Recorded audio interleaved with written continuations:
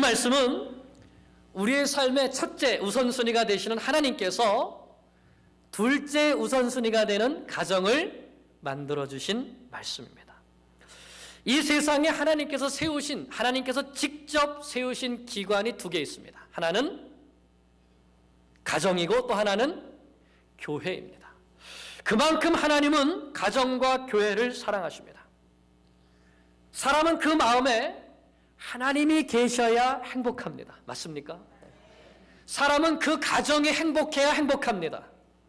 사람은 교회가 행복해야 행복합니다. 지난 시간에 우리는 에덴 동산의 행복의 조건을 살펴보았습니다. 에덴 동산은 하나님께서 직접 만들어주신 동산이었고 그 동산에는 모든 먹는 것들이 풍부했고 또 그 땅은 비옥했고 평화로웠고 선과 악이 분명하게 구별되었고 또 영생하는 이 나무의 열매를 먹고 영생할 수 있었습니다. 뿐만 아니라 아담은 그곳에서 사명을 감당하면서 살고 있었고 무엇이 선이고 무엇이 악인지 그것의 기준이 분명한 그런 하나님의 계명의 말씀을 붙들고 살고 있었습니다. 오늘 말씀은 에덴 동산에 있었던 나머지 행복의 조건 두 가지입니다. 첫째는 돕는 배필이고 둘째는 가정입니다. 오늘 말씀에는 성경적인 남성관, 즉 남자는 어떻게 하면서 살아야 되는가, 또 성경적인 여성관, 여자는 어떻게 하며 살아야 되는가, 또 결혼관, 가정관이 담겨져 있습니다.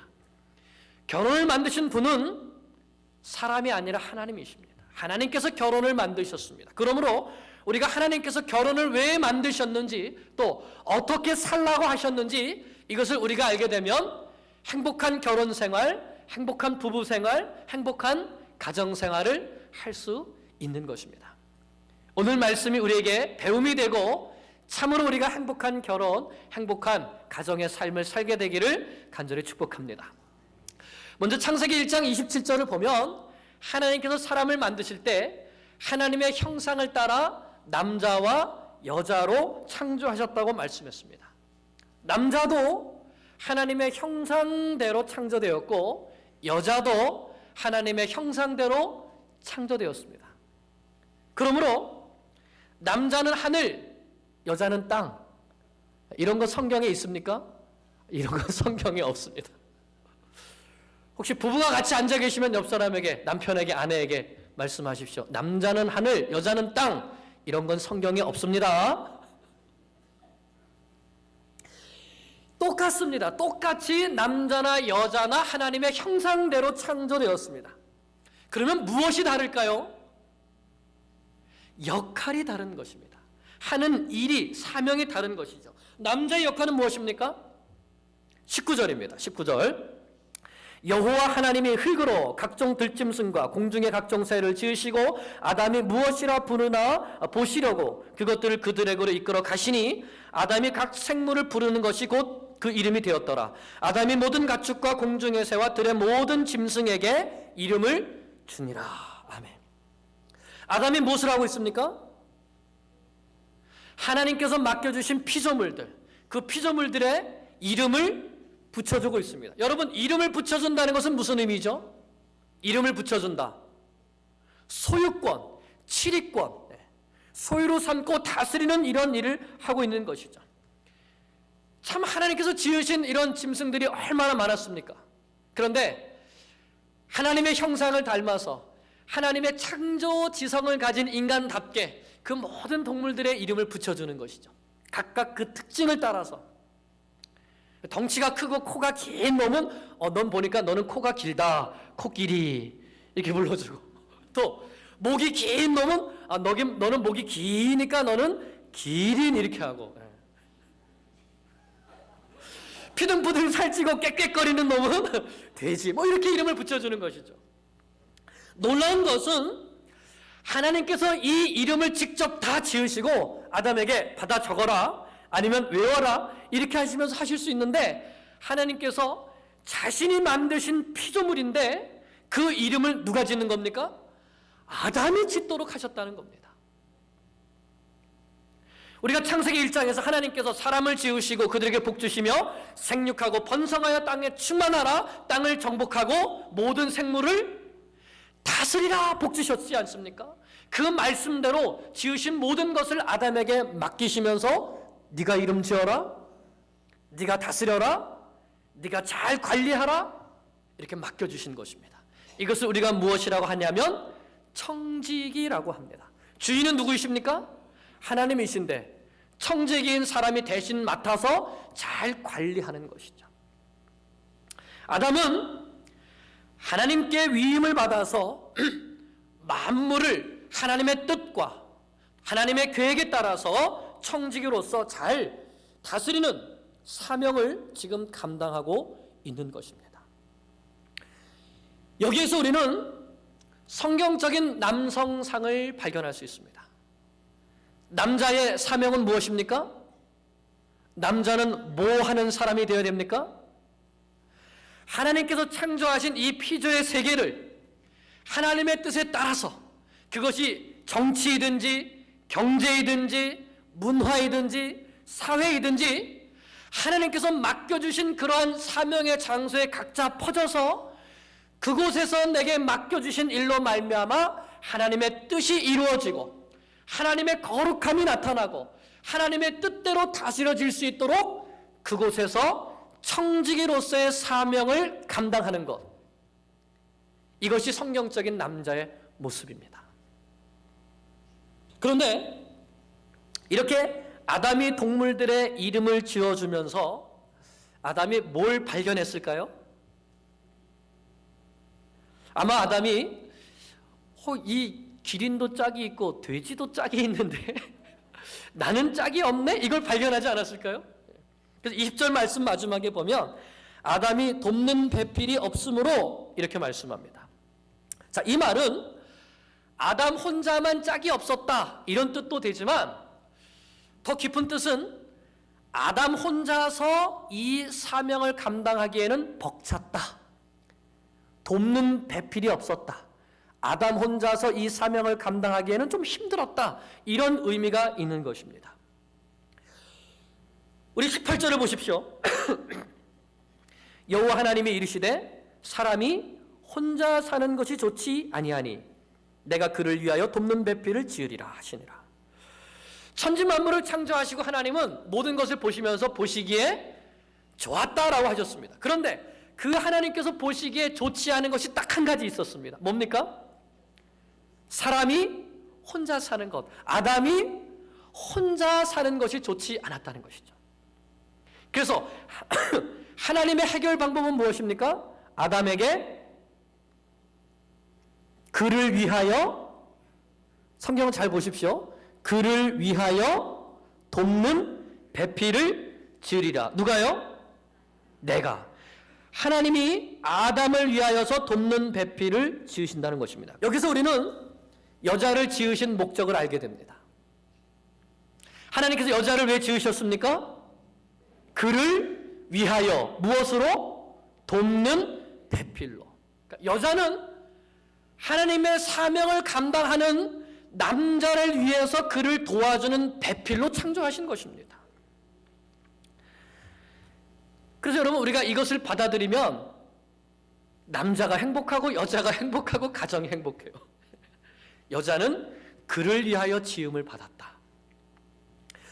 이처럼 하나님께서는 아담을 위하여서 꼭 맞는 돕는 배필, 꼭 맞는 도우미, 여러분 영어 성경을 보면 suitable helper 이렇게 말합니다. 딱 맞는 돕는 자 이런 뜻이죠. 돕는 배필을 히브리어로 에제르 네게드 이렇게 말합니다. 여러분 에벤에셀이란 말 알죠? 에벤에셀. 여호와께서 여기까지 우리를 도우셨다. 그래서 도움의 돌 이런 뜻이죠. 그런데 거기에 보면 에셀이 나옵니다. 에셀. 이 에셀이 여기에 나오는 에제르라는 뜻이에요. 돕는 자, 호위하는 자, 조력자, 협력자 이런 뜻인 것입니다. 누가요? 아내가, 여자가.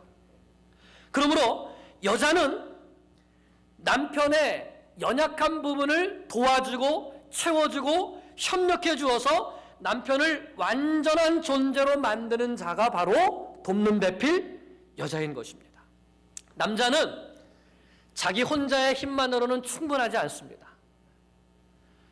남자가 자기 혼자의 힘만으로 사명을 잘 감당하며 살 수 있을까요? 하나님은 그렇지 않다 그러신 겁니다. 누가 있어야 됩니까? 돕는 배필이 있어야 되는 것이죠. 물론 여자가 신체적으로 보면 또 물리적으로 보면 약하지만 대개의 경우에 있어서 인격적으로 내면적으로 더 강하고 성숙합니다. 하나님은 여자가 남자를 품을 수 있도록 내면이 성숙한 존재로 창조하신 것입니다. 그래서 자매는 형제의 장점을 세워주고 격려해주고 단점은 보완해주면서 형제를 돕는 것입니다. 그래서 형제가 하나님 앞에서 맡겨주신 사명을 잘 감당할 수 있도록 돕는 것입니다. 에베소서 5장 22절에 나오는 아내들이여 남편에게 복종하라 할 때 이 복종하라는 이 의미도 무조건 맹정의 의미가 아닙니다. 남편의 돕는 배필이 되라는 의미인 것이죠. 그러므로 아내는 자기중심적이 아니라 그가 남편이 하나님의 사명을 잘 감당하도록 돕고 세워야 하는 것입니다. 자매들은 나는 약한 남자를 돕기 위해 태어났다. 약한 남편을 돕기 위해 돕는 배필로 세워졌다 하는 이 사명을 잘 영접하고 살아야 합니다. 자, 그러면 이 사명을 영접하고 사는 것은 어떻게 사는 것일까요? 먼저는 가정의 삶을 위한 육체적인 헬퍼의 모습이 있습니다. 육체적으로 돕는 자의 모습이 있는 것이죠. 가족을 위하여서 음식을 준비하고 또 가정의 여러 가지 필요를 채워주는 것입니다. 여자는 단순히 밥하고 빨래하기 위해서 존재하는 것은 아니지만 역할 면에서 이 사명을 감당하는 것입니다. 그러나 무엇보다도 아내는 남편의 내면을 잘 돕고 세워줘야 합니다. 즉 육적인 면에서 헬퍼도 돼야 되지만 영적인 면에서 헬퍼도 되어야 되는 것입니다. 하나님은 남자와 여자를 참 다르게 지으셨습니다. 남자가 크고 웅장하다면 여자는 섬세하고 아주 디테일하죠. 남자가 조직적으로 무언가를 해나려 간다고 한다면 여자는 창의적인 경향이 많이 있습니다. 서로에게 없는 부분이 있고 부족한 부분이 있죠. 남자에게 없는 부분이 있고 부족한 부분이 있습니다. 그 없고 부족한 부분을 채워줄 수 있는, 메워줄 수 있는 그러한 역할을 여자에게 하나님께서 맡겨주신 것입니다. 그러므로 특유의 섬세함과 예민함과 직관과 영적인 모습으로 남편을 도와주게 되는 것입니다. 또한 남자를 도와줄 때에 남편의 부족함, 모자라는 것들, 연약한 면들, 이것을 절대로 원망하거나 탓하지 말아야 됩니다. 연약하고 부족하지만 남편은 원래 연약한 거야, 부족한 거야, 내가 도와야 돼. 이렇게 믿음으로 도와야 되는 것이죠. 이삭과 리브가를 보면 이삭이 나이 많아서 늙게 되자 맛있는 거 먹고 에서를 축복해 주려고 그럽니다. 그때 리브가가 어떻게 하죠? 하나님 안에서 영적 지혜를 발휘해서 에서가 아니라 야곱이 축복을 받고 야곱에게 축복이 이어갈 수 있도록 합니다. 아비가일은 어리석은 남편 나발을 도와서 나발이 다윗에게 죽임을 당하지 않게 하고 또 다윗도 나발을 죽이지 않게 하죠. 그래서 두 사람을 구원합니다. 신약 성경에서 브리스길라는 남편 아굴라를 도와서 이 부부가 한마음이 되어서 바울을 위하여서 복음사에게 함께 헌신함을 통하여서 복음의 역사가 크게 일어나는 일에 큰 역할을 하게 되죠. 위대한 인물 뒤에는, 위대한 남자 뒤에는 위대한 어머니가 있고 위대한 아내가 있습니다. 반면에 아내를 잘못 만나서 인생을 망가지게 된 사람도 있죠. 삼손은 들릴라를 잘못 만났고 아합은 이세벨이라는 아내를 잘못 만나서 이스라엘에서 가장 우상 숭배가 크게 만들었던 왕입니다. 성경적인 여성상은 여성에게만 필요한 것이 아니라 남자와 여자 모두에게 필요합니다. 특별히 이 시대는 성이 상품화되어가는 시대입니다. 이런 시대 속에서 하나님께서 지으신 여성의 모습과 역할이 어떤 것인가를 분명히 알아서 그를 위하는 돕는 배필의 역할을 잘 감당하게 될 때에 그 가정에 남편은 하나님 앞에 바로 서서 사명을 감당하고 아내는 그 남편의 도움을 통하여서 이 가정이 하나님께서 기뻐하시는 가정으로 세워지게 되는 것입니다. 아담에게는 이런 돕는 배필이 필요했습니다. 그래서 하나님께서 아담을 잠들게 하신 다음에 그의 갈빗대를 하나를 딱 사용하셔서 여자를 만드십니다. 21절 보겠습니다. 여호와 하나님이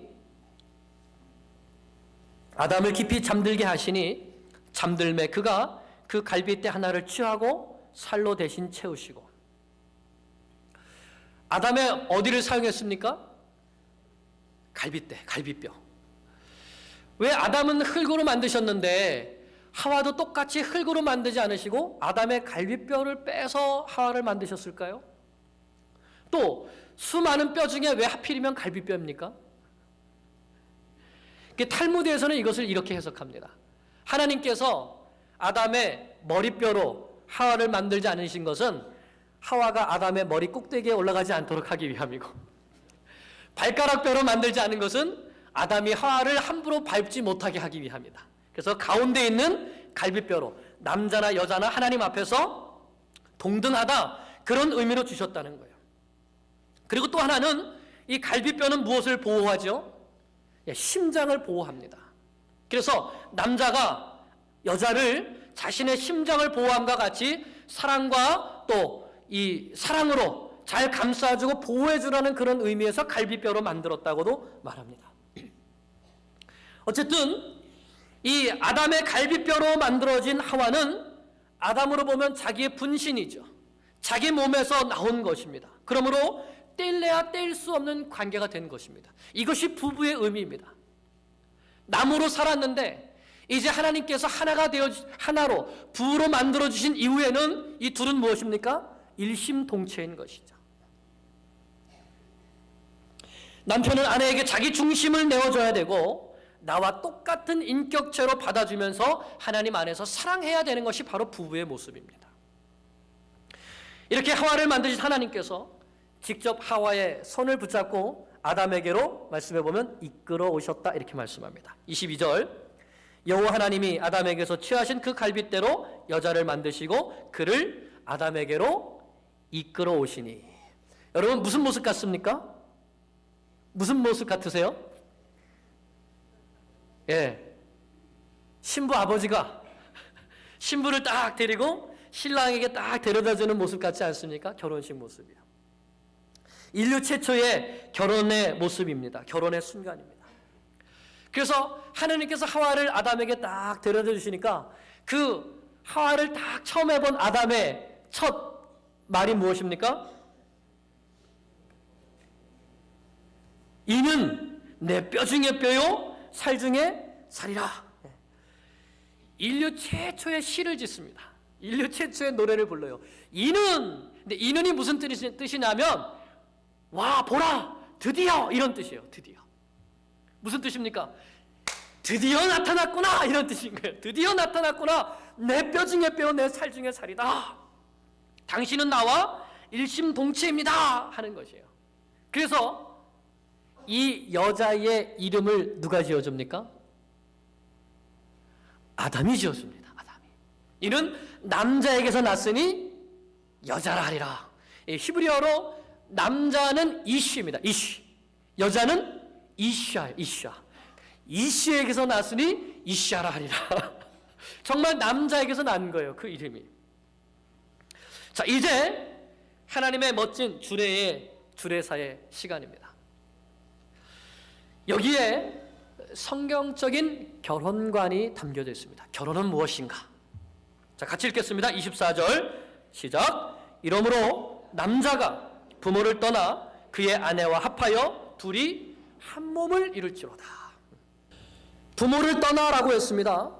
이 부모를 떠나라고 하는 말은 정신적으로, 육체적으로, 물질적으로, 즉 경제적으로 자립해야 하는 것을 말씀하는 것입니다.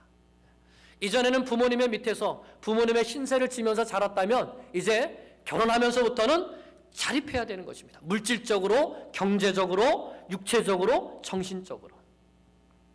자, 그래서는 어떻게 됩니까? 자립해 나와서는 아내와 합하는 것이죠. 남편과 합하는 것이죠. 이것은 부부 사이에 육체적으로, 정서적으로, 영적으로 하나가 되어 연합하는 것을 말하는 것입니다. 연합. 셋째는 한 몸을 이루라고 하셨습니다. 육체적으로, 영적으로 하나가 되어서 한 몸을 이루어서 한 목적을 품으라는 것입니다. 그러니까 결혼은 부모로부터 자립하여서 남편과 아내가 서로 깊이 사랑하면서 몸도 하나가 되고 마음도 하나가 되고 영적으로도 하나가 되고 사명도 하나가 되어서 이제는 둘이 한 방향을 바라보면서 달려나가는 것입니다. 그러므로 하나님이 결혼을 만드신 목적을 우리가 잘 알아야만 행복한 결혼생활, 행복한 가정생활을 할 수 있는 것이죠. 결혼은 단순히 혼자 살기 외로워서 또는 아이를 낳기 위해서 또는 밥 해줄 사람이 필요해서 만들어진 것이 아닙니다. 아담이 하나님 앞에서 사명을 잘 감당할 수 있도록 돕는 배필로 화를 만드셔서 아담의 중심에 있는 이 갈빗대를 뽑으셔서 화를 만드셔서 부모를 떠나 아내와 합하여 한 몸을 이루어서 살아가도록 하기 위해서 하나님께서 결혼을 직접 만드신 것입니다. 그러므로 이 결혼에는 다른 인간적인 조건들이 들어와서는 안 됩니다. 하나님의 사람인가? 하나님을 사랑하는가? 하나님 앞에서 사명을 감당하고자 살고자 하는가? 이 둘을 과연 하나님께서 하나로 묶어주시려고 하시는가? 이것을 보아야지 학벌이나 능력이나 가문이나 물질 이와 같은 여러 가지 잣대로 결혼을 저울질해서는 안 되는 것이죠. 하나님께서 세우신 결혼의 목적을 분명히 깨닫고 부모를 떠나 아내와 남편이 서로 연합하여 한 몸을 이뤄서 사명을 감당하는 부부가 되어갈 때에 하나님 앞에서 행복한 부부가 될 수 있는 것입니다. 마지막으로 하나님이 짝지어 주신 부부의 행복한 모습이 나오고 있습니다. 25절입니다. 아담과 그의 아내 두 사람이 벌거벗었으나 부끄러워하지 아니하더라. 벌거벗었지만 부끄러워하지 아니했다.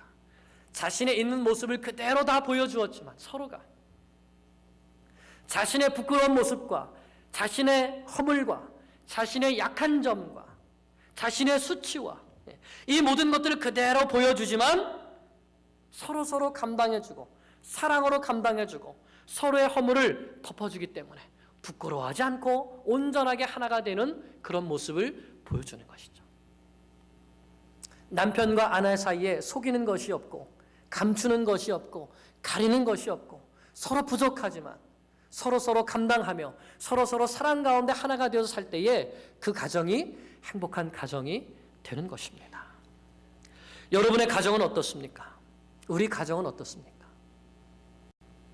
황성주 박사님이 이런 글을 썼습니다. 우리 가정이 행복한 가정인지 아닌지 정상적인 가정인지 아닌지 이것을 판별할 수 있는 기준은 남편이 직장에서 퇴근할 때 아이들이 학교에서 돌아와서 집으로 돌아올 때 즐거운 마음으로 귀가하는가에 달려있다. 직장 갔다가 집으로 올 때 즐거운 마음으로 오면 오케이. 학교 갔다 집에 올 때 집에 온다 즐거운 마음으로 오면 오케이 라는 거예요.